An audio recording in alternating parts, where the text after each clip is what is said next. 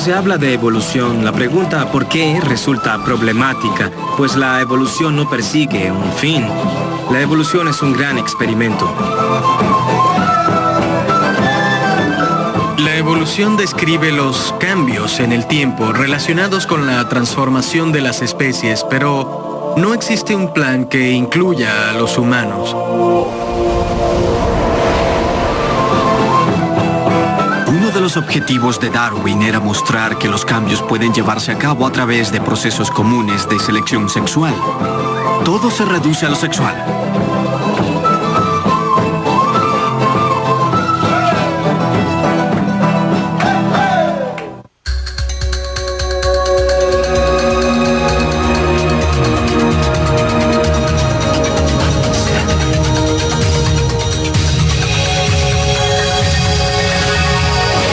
Sobre la evolución.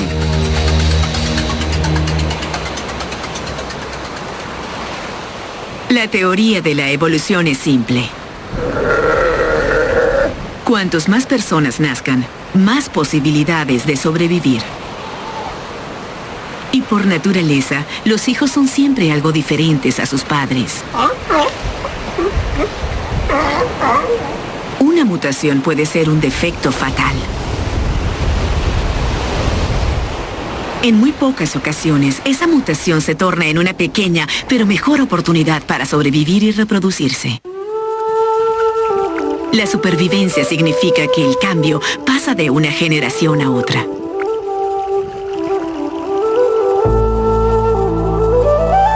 No podemos ver la evolución de los animales y las plantas.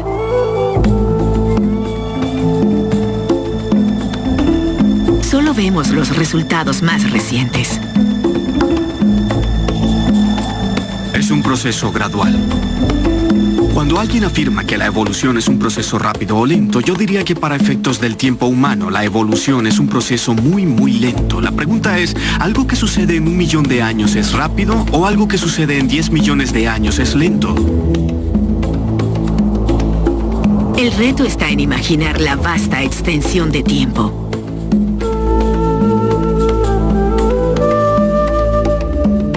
Cuando escribía The Beak of the Finch, tenía la imagen de esas estalactitas de agua congelada que se ven en los caminos al lado de la autopista. A partir de esto, inferí que el agua caía desde un acantilado. Uno piensa que cuando el agua fluye y se congela, se crean esas formas por el agua acumulada, pero al ir conduciendo su auto, no se ve ese flujo de agua. Trate de imaginarlo hace 1 millón de años. Recientemente los científicos cultivaron una bacteria que había permanecido encerrada en cristales de sal durante 250 millones de años. Para sentir esa edad, imagine tener más de 20 años y permanecer en esa edad durante 10 millones de años. Imagínelo. Nuestra imaginación es también el resultado de la evolución. En nuestro cerebro, en la inimaginable y compleja red de células nerviosas que forman nuestra mente, existen unas estructuras que poseen un código genético similar al de las antiguas bacterias.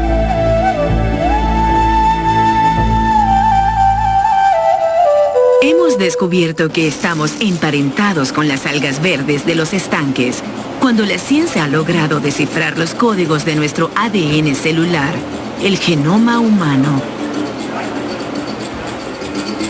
Aún nos falta hallar una estructura genética que solo esté en los humanos. Existen diferencias, pero son diferencias mínimas y por eso es que la evolución es un campo de estudio. En un momento dado, nuestros genes provinieron de otra especie. Nadie sabe lo que existía antes de los humanos, ni cuáles fueron las etapas entre la era de las algas y la actual. Descubrir lo que sabemos tomó una inmensa cantidad de tiempo. El instinto competitivo para sobrevivir y la habilidad para atraer a la mejor pareja.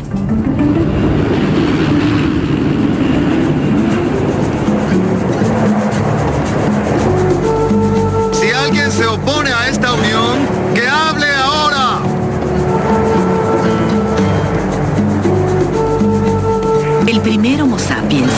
primer paso hace 100.000 años. Él es la mejor opción para los científicos que estudian los fósiles. ¡Ya puedes besar a la novia!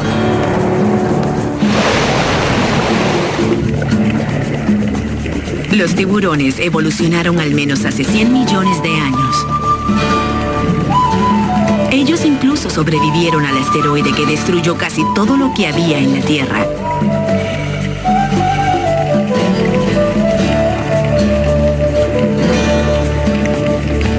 A medida que la evolución ha seguido su camino, vemos animales como el tiburón martillo con su peculiar figura y con ojos a cada lado de su tronco en forma de alas.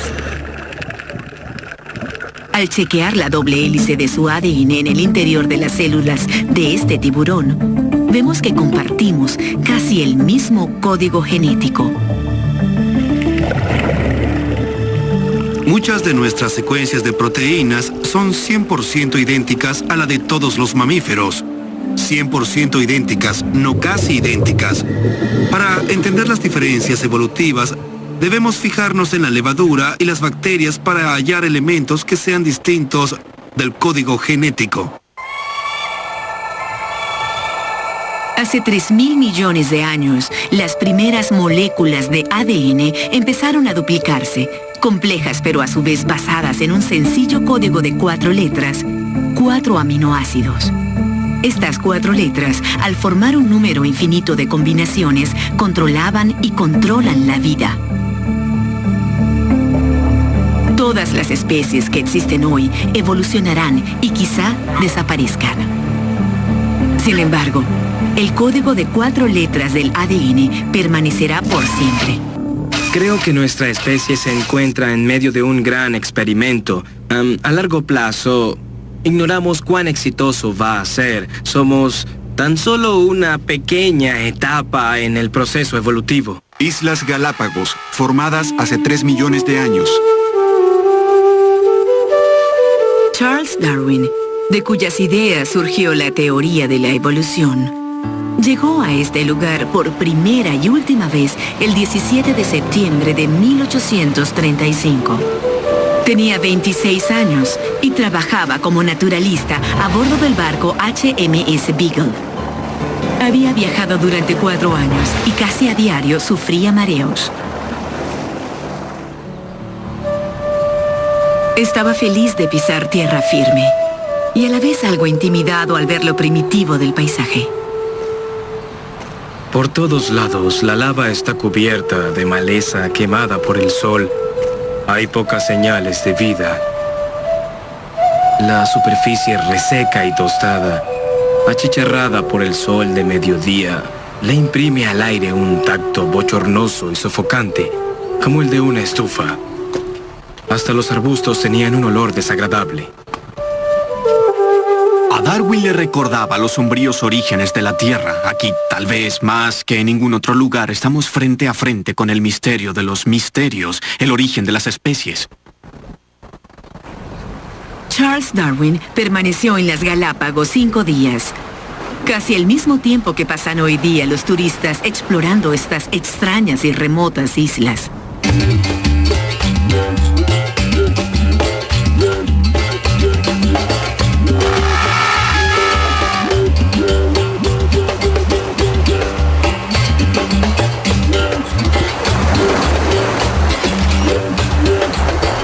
Era así como se veía la Tierra hace unos millones de años.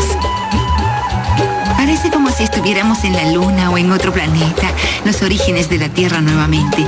Realmente me gusta esa parte acerca de los Galápagos.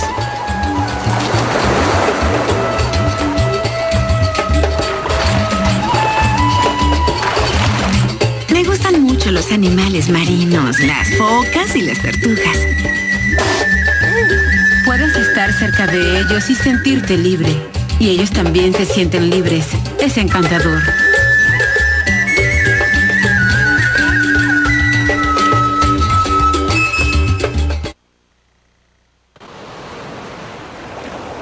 Darwin dio la vuelta al mundo y volvió a Inglaterra, donde vivió en el campo.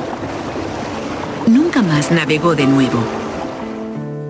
Pero los recuerdos de los extraños animales siguieron inspirándolo durante una vida dedicada a resolver el misterio de los misterios. Valdrá la pena estudiar la zoología del archipiélago, ya que esos hechos socavan la estabilidad de las especies. Darwin emplearía los siguientes 20 años examinando datos, haciendo análisis en un esfuerzo por entender mejor lo que observaba en las granjas de la campiña inglesa.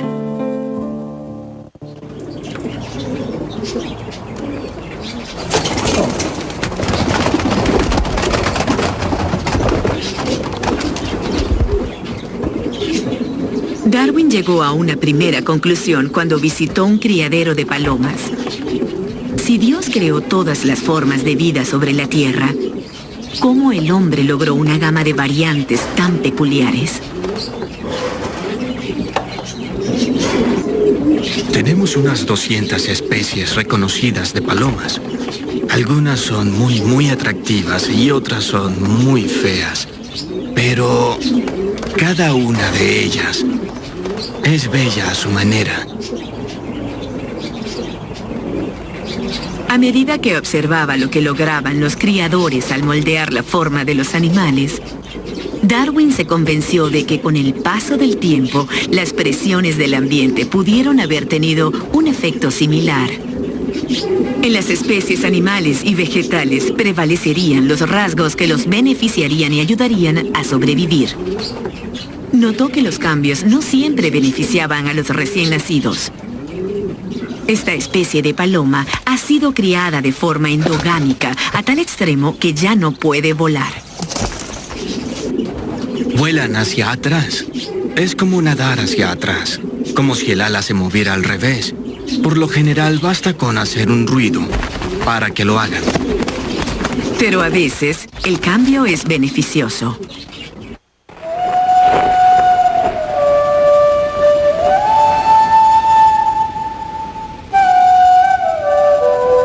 Darwin fue un genio porque adivinó los cambios más allá de lo que observaba, imaginando la evolución en un lapso temporal de millones de años.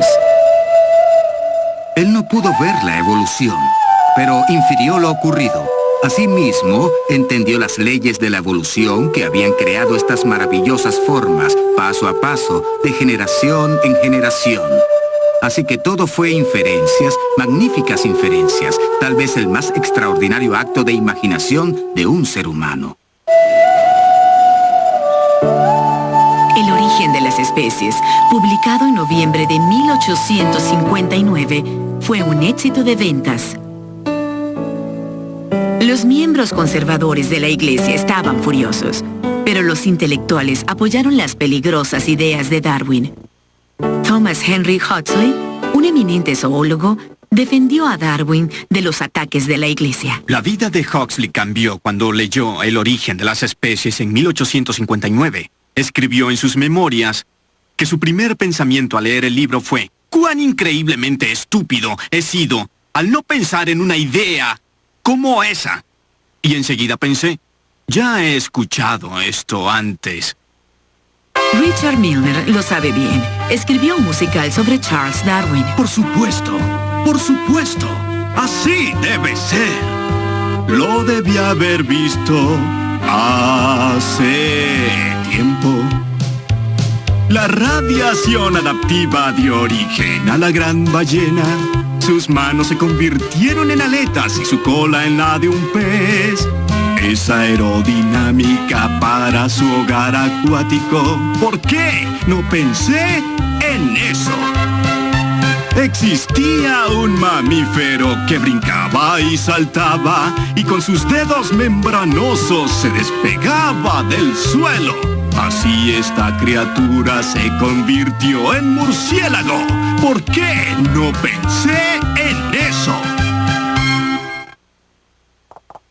Otros científicos en el siglo XIX no habían pensado con tanta claridad como Darwin, debido a las creencias religiosas de la época y a la falta de imaginación. La imaginación es muy limitada. Somos muy malos utilizando la intuición para imaginar cuánto tiempo le tomó a algo evolucionar. Hoy la tecnología nos permite examinar la vida en detalle. Ahora observamos la evolución en acción. Y algunas de las cosas son terribles.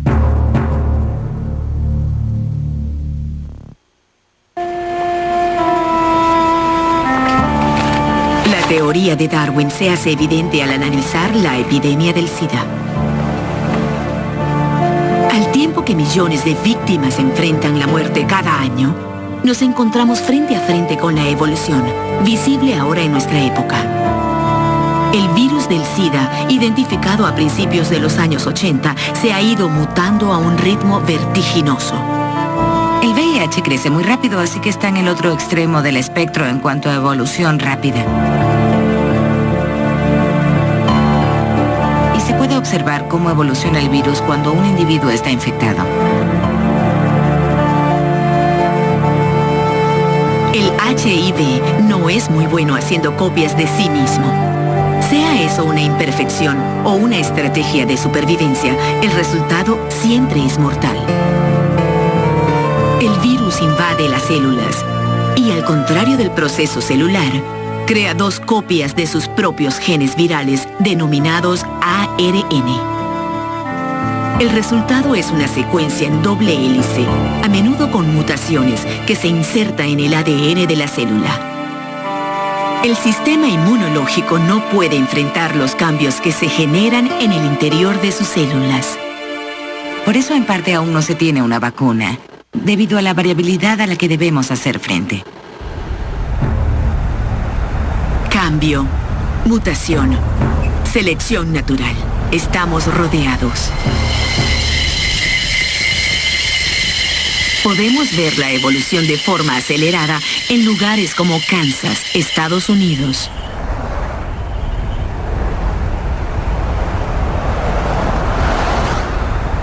Los granjeros libran una batalla contra las plagas que azotan sus cosechas. Plagas como el escarabajo del trigo.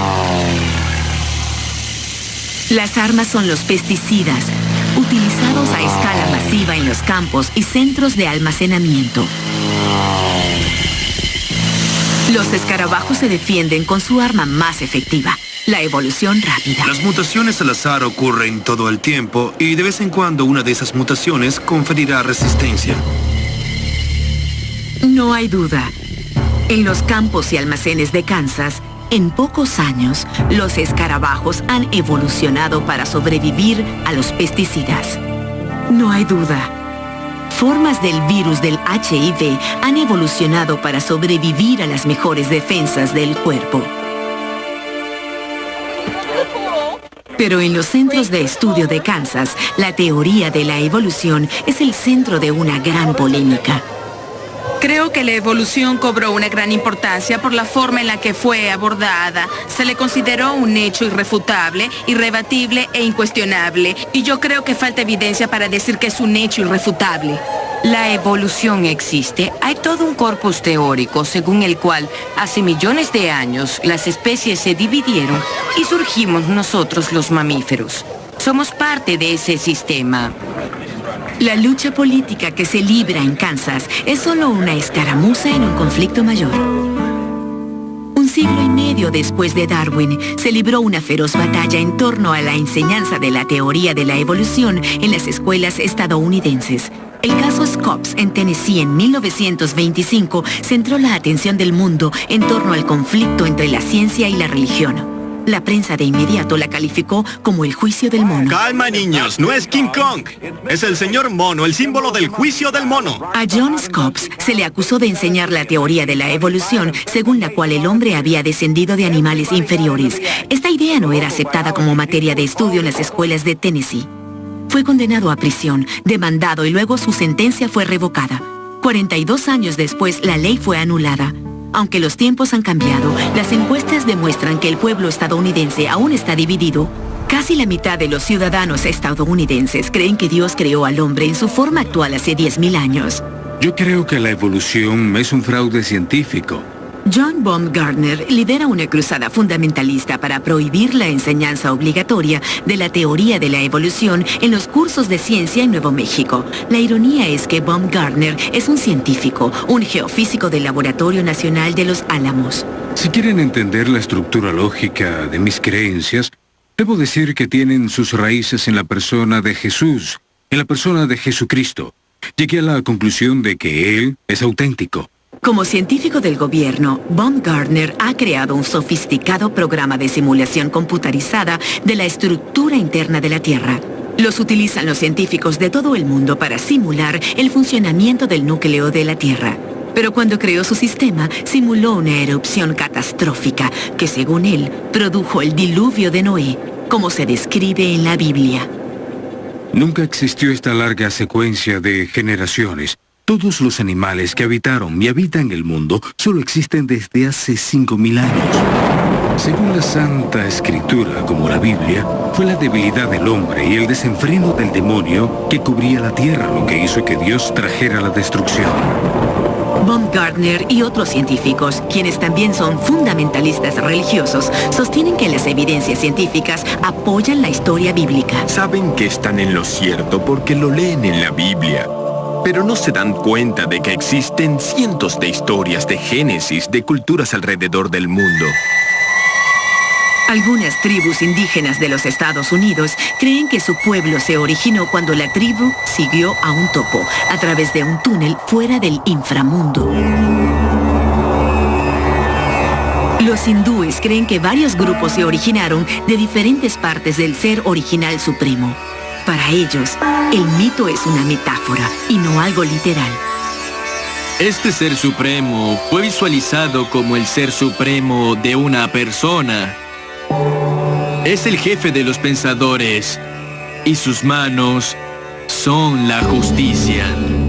La ciencia es la única historia válida porque tiene evidencias comprobadas, al contrario de los otros mitos acerca de la creación, por muy hermosos y poéticos que estos sean. Pero en ocasiones, encontrar evidencias puede ser muy difícil. El caso de la jirafa parece ser obvio. Cada vez que su cuello se hacía más largo, adquiría nuevas habilidades para sobrevivir cuando mordisqueaba hojas de árboles más altos. Entender cómo otros animales se desarrollaron es más difícil. Un rape o pejesapo atrae a su presa moviendo una especie de cebo que le sale de un apéndice en su cabeza. La curiosidad puede ser mortal. Pero ¿cómo pudo ser esto el resultado de un proceso evolutivo? Tener una vara en la cabeza no parece ser muy útil. ¿Qué beneficios proporcionan las etapas intermedias? Es la pregunta más antigua. La suerte de caña de pescar que sobresale de la cabeza de este pez es de hecho una espina modificada de su aleta dorsal. Las mutaciones durante millones de años que dieron lugar a la aparición de una espina atraían a los peces hambrientos en las tenebrosas y oscuras aguas. Por ello, un pez así equipado tendría ventajas para sobrevivir.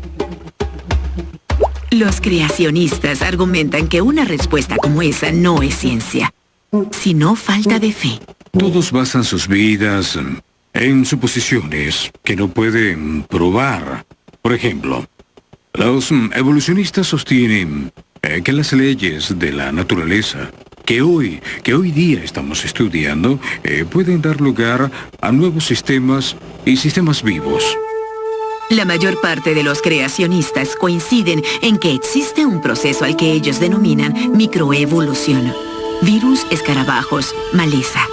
Pero se niegan a aceptar que esa misma ciencia estudie organismos grandes y complejos. No existe un mecanismo que pueda generar la clase de cambios importantes que observamos en los principales tipos de plantas y animales. ¿Cómo se desarrollaron organismos tan complejos como el ojo? ¿Lo creó una inteligencia superior? Los científicos evolucionistas como Richard Dawkins lo niegan. Muchos han hecho cálculos para determinar cuánto tiempo le tomó al ojo evolucionar, un órgano bastante complejo, se ha descubierto que el lapso de tiempo fue tan corto que apenas si se le puede medir en una escala geológica de tiempo. Según Dawkins, algunas células primitivas eran sensibles a la luz y distinguían el día de la noche. Para sentir mejor el movimiento, un grupo evolucionó hasta convertirse en cavidad. Después, una capa transparente que originalmente era una protección, se desarrolló hasta transformarse en un primitivo cristalino en la parte externa de la cavidad. El tiempo transcurrió y el resultado fue un ojo tan sofisticado como el del halcón de las Galápagos. Aun cuando pudiéramos señalar a algún animal del que se ignorara su respectiva evolución o qué etapas transcurrieron hasta su forma actual, nos costaría tener una imagen clara de su proceso evolutivo. Tal vez uno no lo cree, ni lo entiende, ni lo comprende porque nuestra imaginación está limitada y no porque exista una fuerte evidencia en contra de una teoría.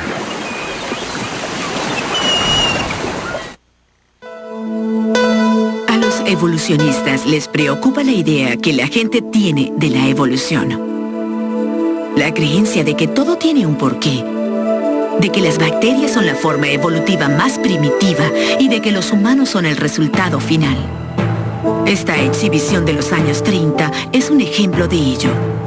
Los peces se convirtieron en lagartos, luego en monos, luego en humanoides, más tarde en Homo sapiens. Las últimas etapas en las que la gente de color se convirtió en gente blanca a imagen de Dios es la única parte controvertida. Los humanos siempre han presumido de su lugar en la naturaleza. Si se observa a otros animales y el modo en que evolucionaron, no se ve una rana superior o un antílope superior.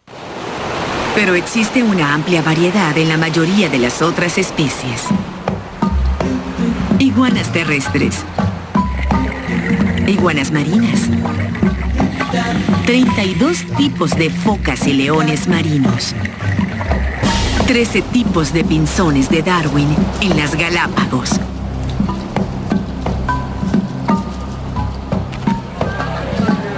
Somos la excepción. Hoy día hay una sola variedad de Homo sapiens. Pero no siempre fue así. Hace 1,5 millones de años, pudo haber habido muchas especies humanas en la Tierra. Las criaturas evolucionan a partir de ramas generacionales y la historia de la evolución humana está repleta de estas ramificaciones. Recientemente un antropólogo contó 17 fósiles diferentes que pertenecían al homínido o antepasado del hombre y nosotros somos la única rama que ha sobrevivido. Así que primates como Ace y el orangután no son un vínculo entre lagartos y humanos. Eso es. Muy bien. Bien hecho. Ace y los otros primates son ramas de un árbol evolucionario completamente distinto. Los humanos hemos realizado experimentos durante años con la esperanza de hallar una conexión entre sus ramas y las nuestras. Observa. Encuentra el dibujo adecuado. Un ejemplo. Los intentos para determinar si primates como Ace pueden aprender el lenguaje humano. ¿Son los orangutanes capaces de utilizar el lenguaje? La respuesta es sí. ¿Alguna vez utilizarán el tipo de lenguaje que estoy utilizando en este momento? No. Los grandes primates no poseen el mismo nivel de habilidad que poseen los humanos. Quizá la poesía no es necesaria hasta que uno se revela a sí mismo como poeta. Luego, tan dulce como una flor, esto es más que necesario. Mi vida es sangre y tú eres mi musa. No puedo ser esa musa, aunque admiro la gran poesía y la inteligencia. El lenguaje humano nos permite hablar del presente, del pasado y de lo abstracto. Este lenguaje tiene como base uno más primitivo y emotivo que compartimos con los animales y los otros primates. Si dicen que todo gran artista debe sufrir, entonces mi matrimonio con mi esposa me ha hecho el mayor artista de todos los tiempos. Oh. ¿Cómo evolucionó la habilidad de los humanos para usar un lenguaje complejo? Algunos evolucionistas sugieren que necesitamos analizar con más profundidad la teoría que Charles Darwin propuso hace más de un siglo. La selección sexual. La idea de que los organismos compiten para atraer pareja. Después de todo, el sexo es tan importante para la supervivencia a largo plazo como la agilidad al correr, unas tenazas afiladas o unas poderosas mandíbulas. La selección sexual ayuda a explicar las plumas decoradas de un pavo real. La cola de un pavo real no es un elemento de supervivencia. Su cola hace al pavo real más vulnerable, pero es atractivo para la hembra y eso es suficiente para que evolucione.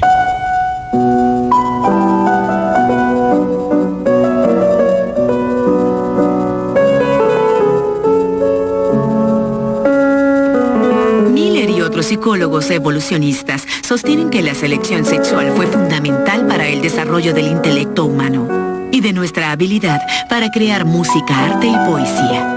Señalan que estas habilidades evolucionaron no para aumentar las posibilidades de supervivencia, sino para aumentar las probabilidades de aparearse.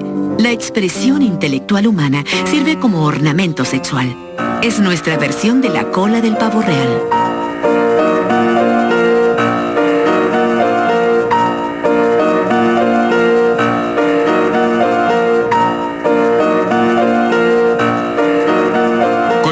Los paralelismos con los animales son más evidentes. El canto de los pájaros y de las ballenas evolucionó para atraer a su pareja. Toda la complejidad y creatividad es producto de la selección sexual. La música humana no es un caso diferente. Algunos lenguajes son simples, realizar las funciones del día a día. No seas tímido, párate en el escritorio. Un vocabulario de trabajo de entre 4 y 5.000 palabras. Debes golpear esa cosa, debilucho. Aunque una persona promedio solo conoce entre 1.600 y 1.700 palabras raramente usadas.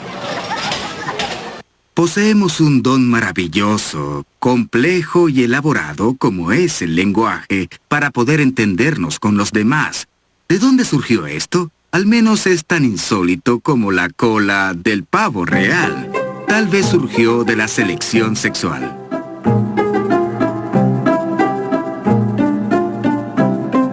Incluso al observar cuando las amigas se sientan a intercambiar chismes, se puede notar de qué forma evolucionó nuestro cerebro. 9 de nosotros en la bañera. ¿Desnudos? Sí, había muchas burbujas. Comenzamos a dejarnos caer. Estábamos relajados y de repente sentí una mano. Me dije, ¿de quién es esa mano? Estás bromeando. Y comencé a buscar. ¿En serio? Te lo juro.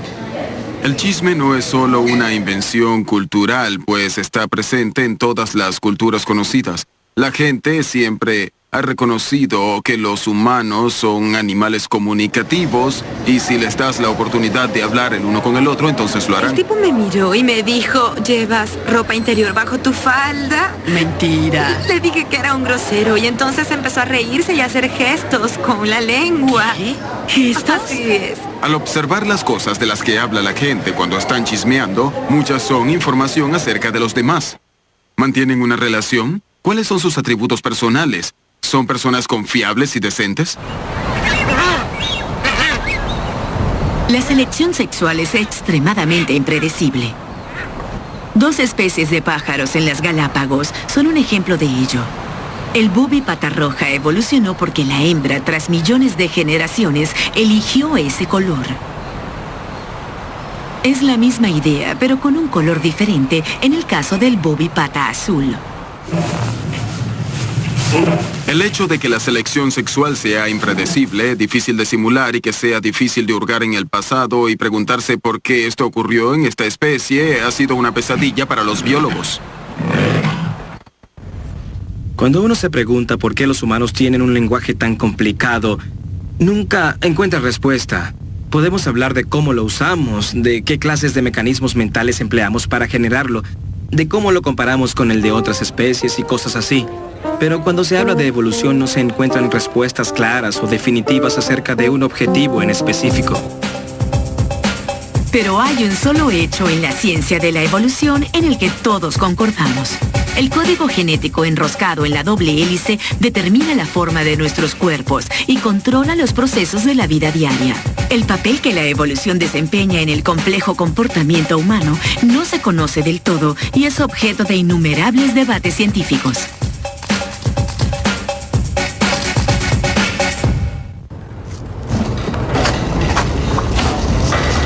¿Controlamos nuestra conducta? ¿O eso está en nuestros genes? Bridget Riley se llama a sí misma muñeca y es una de las mejores boxeadoras del mundo. Se ha destacado en un deporte exclusivo de los hombres. Dejo de ser una dama cuando estoy aquí arriba.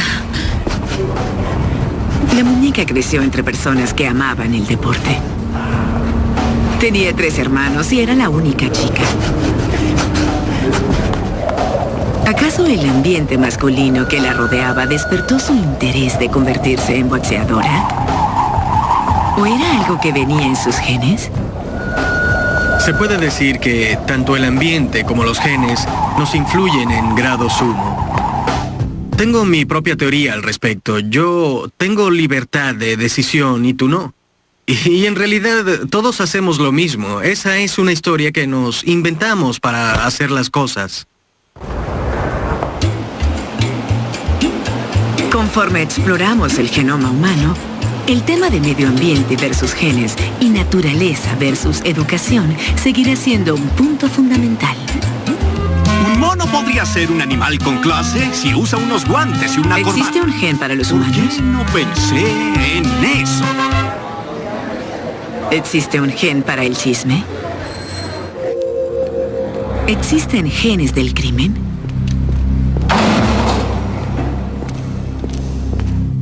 Creemos que puede existir en el cerebro de los hombres un mecanismo evolutivo que centra su atención en la debilidad de las mujeres. El profesor Thornhill es el coautor de un libro en el que señala que los genes desempeñan un papel en la conducta y que existe una base evolutiva que determina los actos de violación. Thornhill sostiene que las violaciones también ocurren en otras especies y que quizás hay alguna adaptación similar en ciertos machos humanos. A lo largo de la escala evolutiva, las hembras han evolucionado hasta controlar qué macho fertiliza sus huevos. Los hombres están evolucionando hasta tener cierto control, y a eso se debe el conflicto sexual en el contexto de la violación.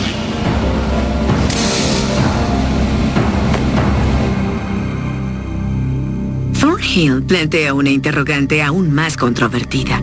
¿Cuánta de nuestra conducta controlamos? ¿Y cuánta está predeterminada por millones de años de evolución? A medida que el genoma humano es revelado, quizás hallemos una secuencia que controle el impulso que lleva a un hombre a cometer una violación. Y también los genes de otras conductas criminales. ¿Podremos eliminar ese gen en las futuras generaciones? Además de la eliminación de características negativas, tal vez deseemos insertar características positivas al cortar y pegar los mejores genes, con lo que se forzará la evolución de nuevas variantes en la especie humana.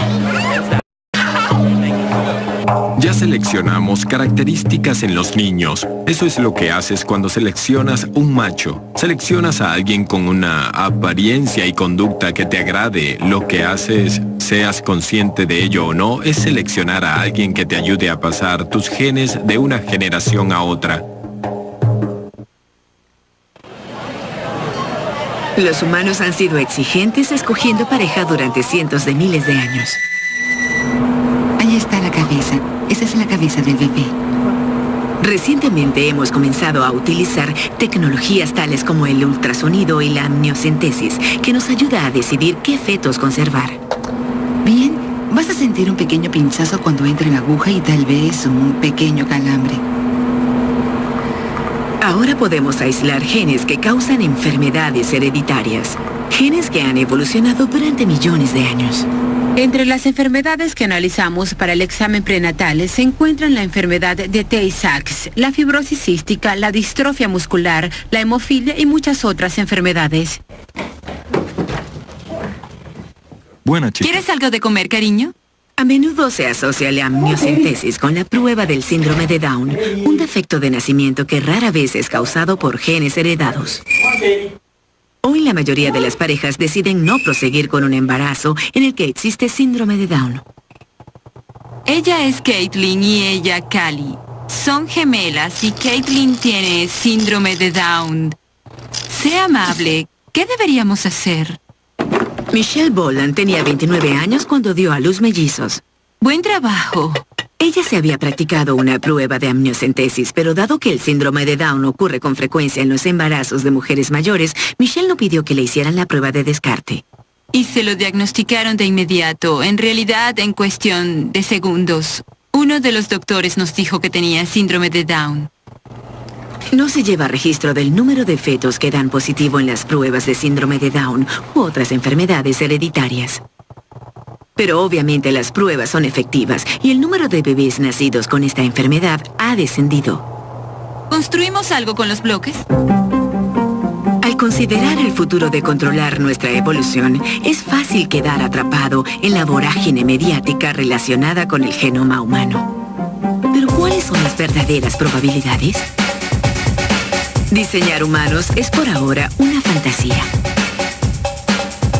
Tenemos 100 trillones de células, tenemos 50.000 genes que producen 1 millón de proteínas distintas, todas en combinaciones diferentes en esos 100 trillones de células.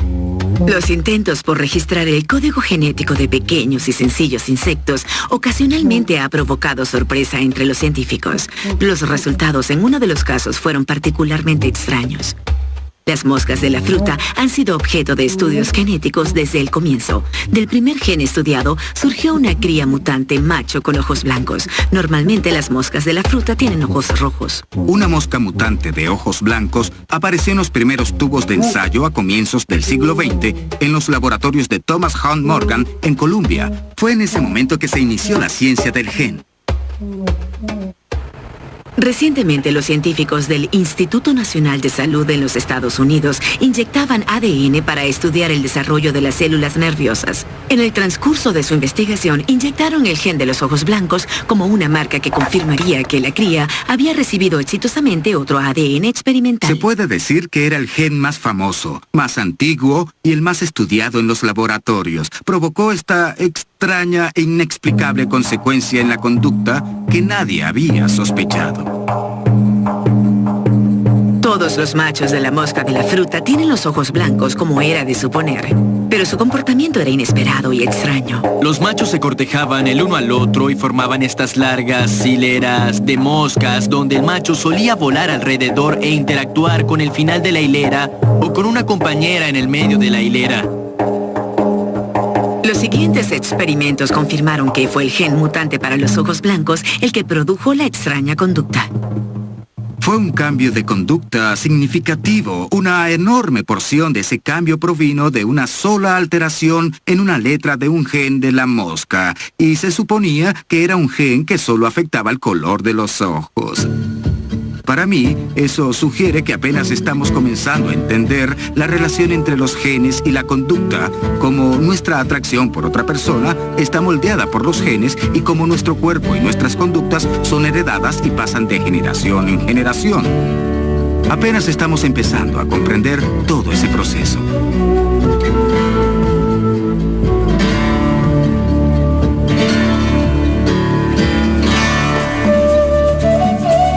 Quizás solo empezamos a entender cómo controlar nuestra propia evolución. Nadie puede negar que tras experimentar los desarrollos de la década pasada, los progresos tecnológicos están surgiendo de manera exponencial. Creo que es muy importante para nosotros tener algún conocimiento de lo que es la evolución, cómo funciona, qué es el ADN y cómo está relacionado con la conducta. Hoy tenemos la posibilidad de controlar nuestra evolución y tomar las decisiones que antes han sido tomadas por las tormentas, los cambios climáticos y los volcanes. Ahora tenemos un nivel de control inimaginable anteriormente.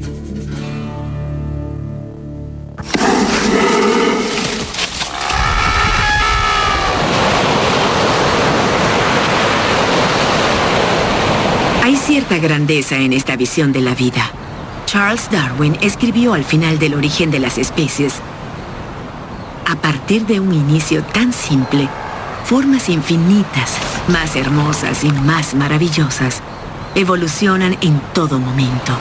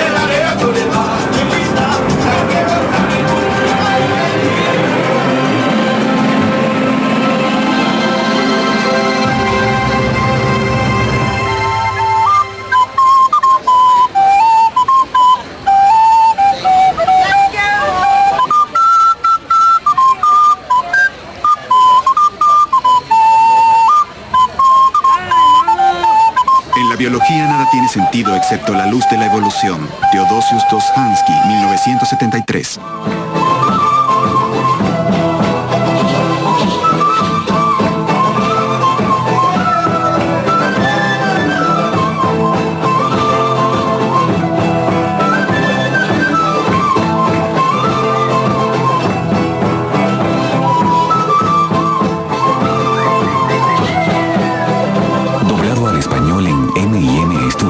Caracas, Venezuela.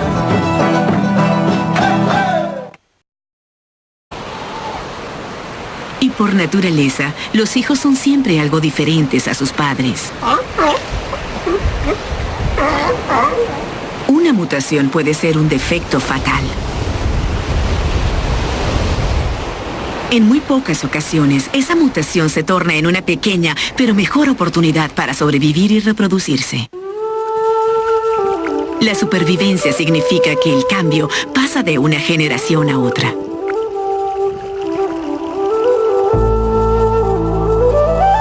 No podemos ver la evolución de los animales y las plantas.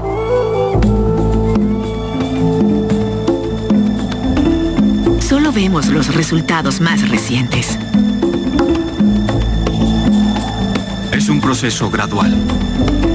Cuando alguien afirma que la evolución es un proceso rápido o lento, yo diría que para efectos del tiempo humano, la evolución es un proceso muy lento. La pregunta es, ¿algo que sucede en 1 millón de años es rápido o algo que sucede en 10 millones de años es lento? El reto está en imaginar la vasta extensión de tiempo.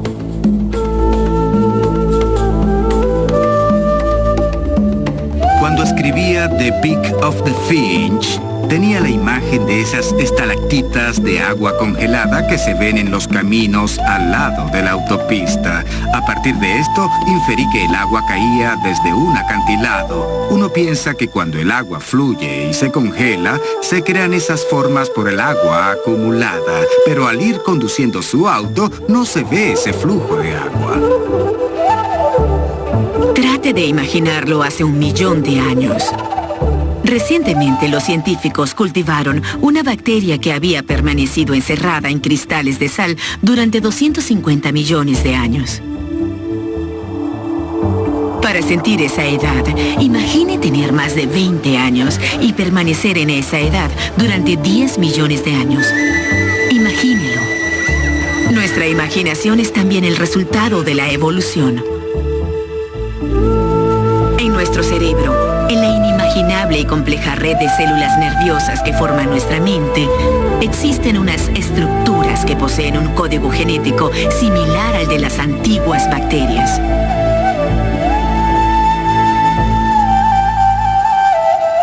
Hemos descubierto que estamos emparentados con las algas verdes de los estanques, cuando la ciencia ha logrado descifrar los códigos de nuestro ADN celular, el genoma humano. Aún nos falta hallar una estructura genética que solo esté en los humanos. Existen diferencias, pero son diferencias mínimas y por eso es que la evolución es un campo de estudio. En un momento dado, nuestros genes provinieron de otra especie. Nadie sabe lo que existía antes de los humanos, ni cuáles fueron las etapas entre la era de las algas y la actual.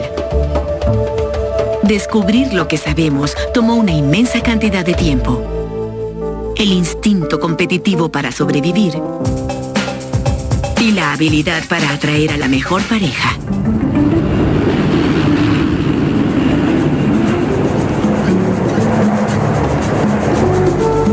Si alguien se opone a esta unión, ¡que hable ahora!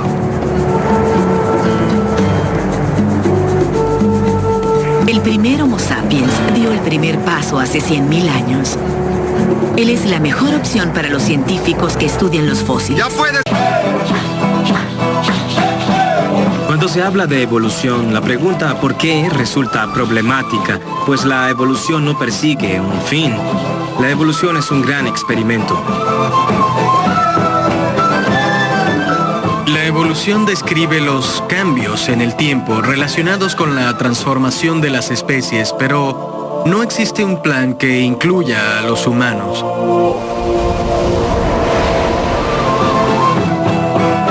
de los objetivos de Darwin era mostrar que los cambios pueden llevarse a cabo a través de procesos comunes de selección sexual. Todo se reduce a lo sexual.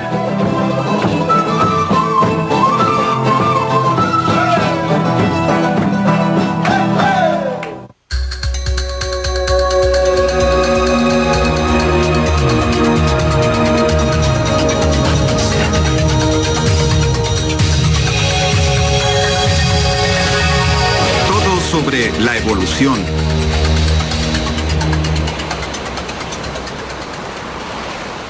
La teoría de la evolución es simple. Cuantos más personas nazcan, más posibilidades de sobrevivir. ¡Besar a la novia!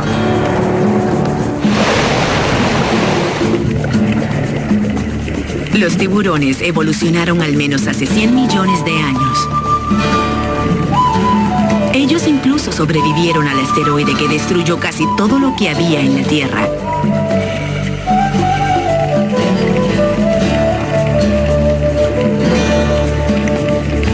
A medida que la evolución ha seguido su camino, vemos animales como el tiburón martillo con su peculiar figura y con ojos a cada lado de su tronco en forma de alas. Al chequear la doble hélice de su ADN en el interior de las células de este tiburón, vemos que compartimos casi el mismo código genético. Muchas de nuestras secuencias de proteínas son 100% idénticas a la de todos los mamíferos. 100% idénticas, no casi idénticas. Para entender las diferencias evolutivas, debemos fijarnos en la levadura y las bacterias para hallar elementos que sean distintos del código genético. Hace 3.000 millones de años, las primeras